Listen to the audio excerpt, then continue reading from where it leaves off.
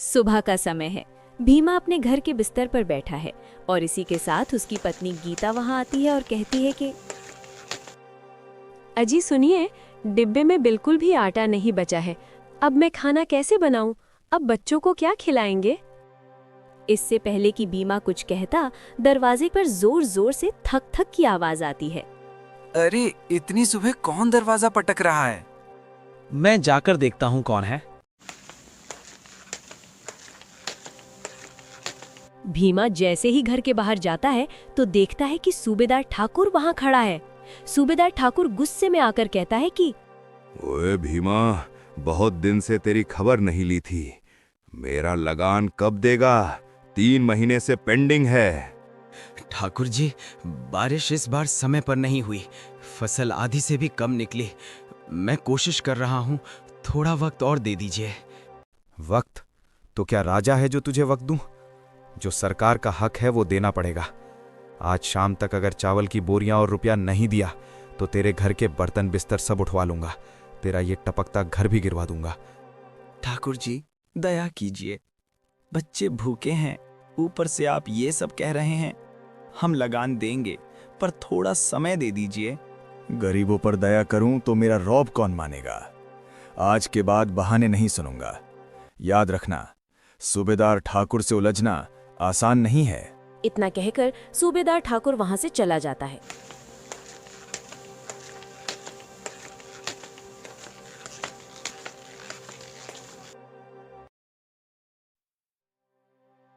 जाते जाते वो अपने आदमियों से कहता है कि इसने गिड़गिड़ा कर मेरी इज्जत खराब कर दी। ऐसे लोगों को सबक सिखाना पड़ता है। रात को मिलकर देखते हैं कैसे इसकी जिंदगी उजाड़ते हैं। अजी क्या हुआ? कौन था? ठाकुर जी थे। बोल रहे थे कि इस बार का लगान क्यों नहीं चुकाया। बोल रहे थे अगर लगान नहीं चुकाया तो हमारे घर के बर्तन बाहर फेंकवा देंगे। ये जिंदगी कब सुधरेगी भीमा? रोज रोज अपमान, भूख, डर।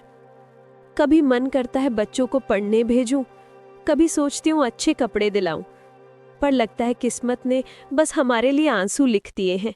मुझे पता है गीता, तुम्हारे मन में बहुत दर्द है, पर मैं क्या करूं? खेत छोटे हैं, मौसम बेईमान है, ऊपर से सूबेदार का लगान। दिन रात जान तोड़ मेहनत करूं तो भी रोटी सूखी ही आती है। मेहनत तो तुम करते ही हो, पर ऊपर वाला हमारी सुनता नहीं लगता। कभी कभी लगता है हम जैसे गरीबों की किस्मत में सिर्फ ठोकरें ही लिखी हैं। गीता की बातों के बाद कमरे में सन्नाटा छा गया। भीमा ने मन ही मन ठान लिया, आज खेत में खून पसीना एक कर दूंगा। कुछ न कुछ ऐसा जरूर करूंगा कि बच्चों के चेहरे पर मुस्कान आ जाए। हर रोज की तरह भीमा अपने खेत की ओर निकल पड़ा। उसका रास्ता गांव के मंदिर के पास से ही जाता था। प्रणाम पंडित जी। प्रणाम पंडित जी, कैसे है? स्वास्थ्य ठीक है? आशीर्वाद बेटा। हाँ, सब बढ़िया बेटा। कहाँ चल दिए बेटा? अरे पंडित जी, खेत की तरफ जा रहा हूँ, पर क्या करूँ पंडित जी, जितनी मेहनत करता हूँ उतना फल नहीं मिलता। कोई बात नहीं बेटा, भगवान तुम्हारी मेहनत का फल जरूर देंगे, हिम्मत मत हारना। भीमा हल्का सा मुस्कुराया और खेत की तरफ बढ़ गया।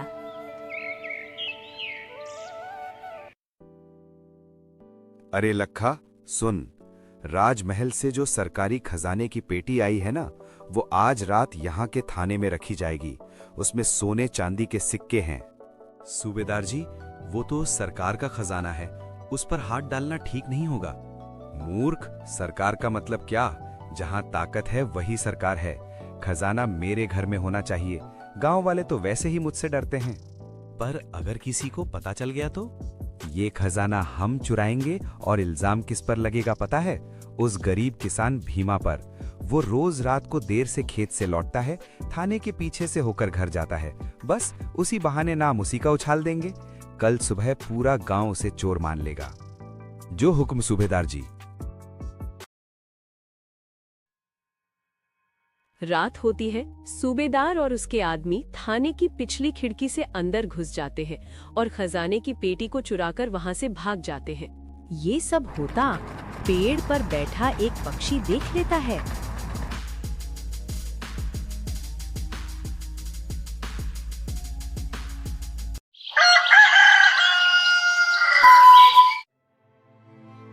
अरे ये क्या हो गया? सरकारी खजाने की पेटी रातों रात गायब हो गई। अरे बाप रे, ये तो बहुत बड़ा अपराध है। उधर भीमा और उसकी पत्नी रोज की तरह खेत जाने के लिए निकले। थाने के पास भीड़ देख रुक गए। अरे भाई, क्या हुआ? इतनी हलचल क्यों है सुबह सुबह? सरकारी खजाना गायब है। किसी ने रात को ताला तोड़कर पेटी उड़ा ली। ये तो बहुत बड़ा गुनाह है। साहब लोग को जवाब देना पड़ेगा। पंडित जी, गांव वालों, कल रात के बाद किस किस को यहाँ के पास देखा किसी ने? हुजूर, रात को देर से सिर्फ भीमा को देखा था, थाने के पीछे वाले रास्ते से घर जाते हुए। अरे भीमा, ये तो पहले से ही लगान नहीं दे पा रहा, गरीबी में डूबा है। पैसों के लालच में ये काम कर सकता है। हाँ, गरीब आदमी पर शक तो जल्दी जाता है। फटे पुराने कपड़े, हर वक्त पैसों की तंगी। अरे नहीं, मैंने कुछ नहीं किया। मैं तो रोज की तरह खेत से घर जा रहा था। ऐसा भारी पाप मैं कैसे कर सकता हूँ? भगवान से डरिए आप लोग। मेरे पति मेहनती हैं, चोर नहीं। अगर हम गरीब हैं, तो क्या हर गुनाह हमारा ही है? गांव वालों, सरकारी खजाना चोरी हुआ है, ये मामूली बात नहीं। किसी एक को जिम्मेदार ठहराना ही होगा। और हालात देखकर तो सबसे बड़ा शक भीमा पर ही जाता है। हाँ, लग रहा है कुछ छुपा रहा है। मैं निर्दोष हूँ, कृपया मुझ पर भरोसा कीजिए। लेकिन भीड़ पर सूबेदार का असर ज्यादा था। सबने मिलकर भीमा को चोर मान लिया।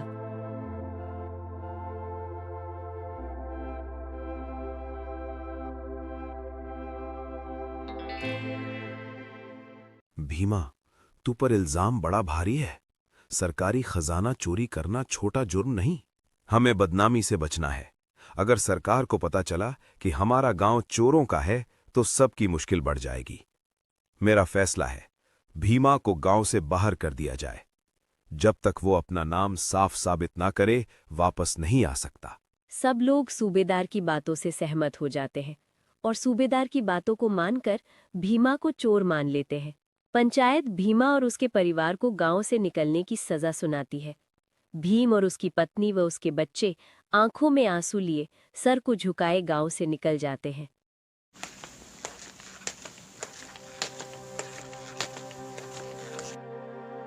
वो लोग गांव के बाहर वाले जंगल की सीमा पर एक टूटी पुरानी झोपड़ी में रहने लगते हैं। गीता भीमा से कहती है कि ये जगह कितनी सुनसान है। पास में कोई इंसान नहीं, ना खाने को कुछ। अब हम क्या करेंगे भीमा? गीता, जब अपना गांव ही पराया हो जाए तो परायों की जगह ही अपना घर बनानी पड़ती है। पर मैं चैन से नहीं बैठूंगा। जिसने भी खजाना चुराया है उसका सच सामने लाकर रहूंगा। रात होती है और उन्होंने वहीं पर आग जलाकर रात गुजार ली।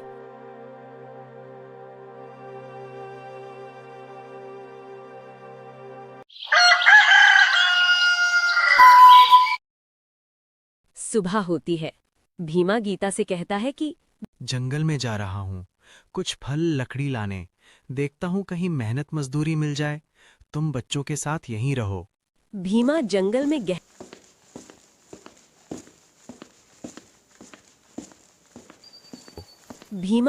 में गहराई तक चला गया। भीमा एक पेड़ के नीचे एक साधु को बैठा देखते हैं। साधु भीमा से कहते हैं कि आजा बेटा, कब से तेरे कदमों की आहट सुन रहा हूँ। कौन दुख लेकर आया है तू? बाबा, मैं इस गांव का भीमा हूँ। सरकारी खजाने की चोरी का इल्जाम मुझ पर लगा दिया गया है। मैंने कुछ नहीं किया, फिर भी मुझे गांव से निकाल दिया गया। भीमा बाबा को अपनी पूरी कहानी सुनाता है। तेरी आंखों में सच्चाई दिख रही है बेटा। गरीब को दोष देना आसान होता है क्योंकि उसके पास अपना बचा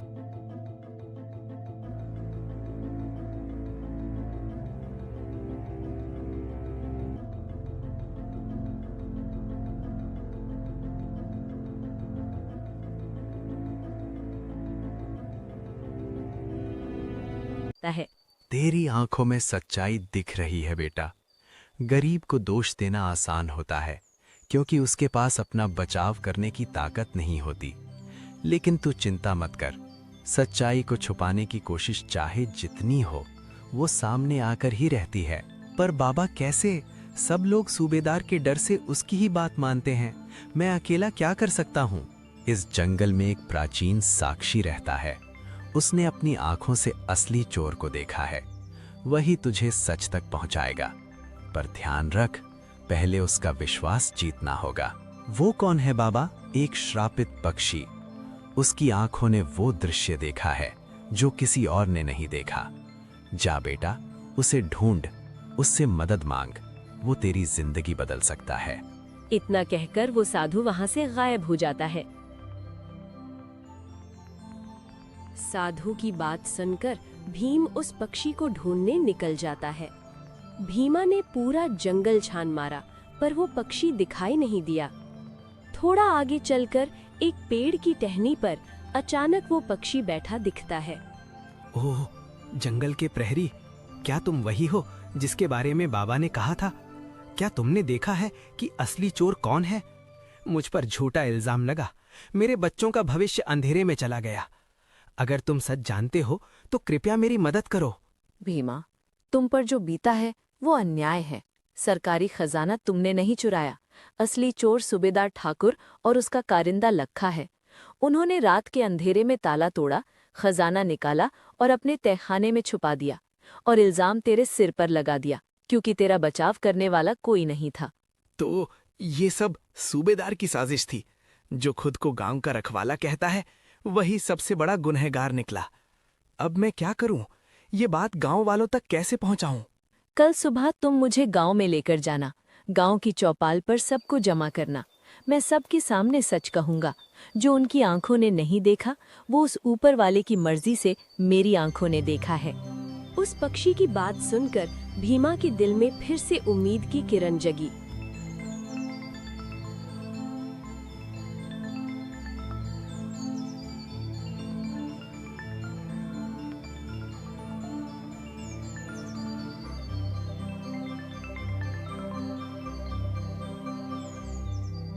अगली सुबह भीमा और वो पक्षी गांव पहुंच जाते हैं। अरे, ये तो वही भीमा है जिसे हमने गांव से निकाला था। ये वापस क्यों आया है? गांव वालों, तुम सब ने मुझे चोर मानकर गांव से बाहर कर दिया था, पर असली चोर आज भी यहीं हमारे बीच में खड़ा है। मेरे पास एक गवाह है जिसने अपनी आंखों से सब देखा है। ध्यान से सुनो सुजानपुर के लोगों, सरकारी खजाना भीमा ने नहीं चुराया। उस रात सूबेदार ठाकुर और उसका कारिंदा लखा थाने के पीछे वाली दीवार फांदकर अंदर घुसे, ताला तोड़ा, पेटी उठाई और अपने ही घर के तहखाने में छुपा दी।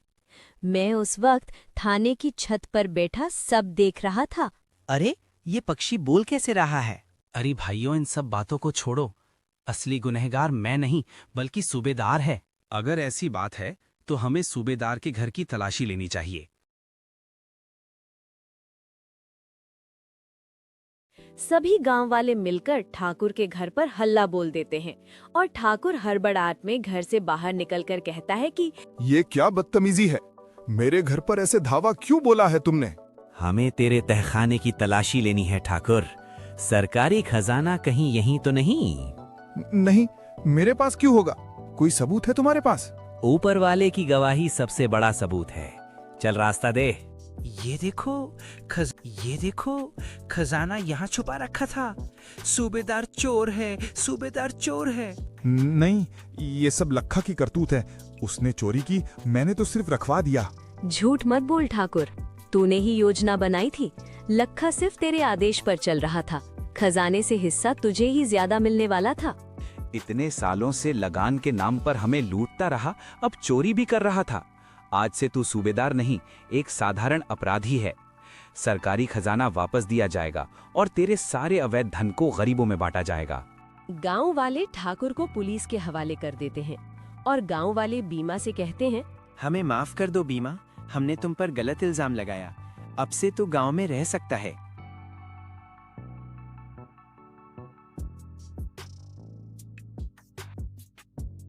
भीमा, मेरा काम पूरा हुआ, पर तेरी जिंदगी अभी भी संघर्ष से भरी है। तुझे एक वरदान मिल सकता है। पास के पहाड़ पर एक प्राचीन गुफा है। वहां एक अप्सरा का दिव्य रूप कैद है। अगर तू सच्चे मन से उसकी मदद करेगा तो वो भी तेरे दुख हल्के कर सकती है। भीमा ऐसा ही करता है और पहाड़ की तरफ चला जाता है। भीमा वहां जाकर देखता है कि वहां एक पत्थर की मूर्ति रखी हुई है। उसे मूर्ति से आवाज आती है कि हे भले मानव, क्या तुम मेरी आवाज सुन सकता है?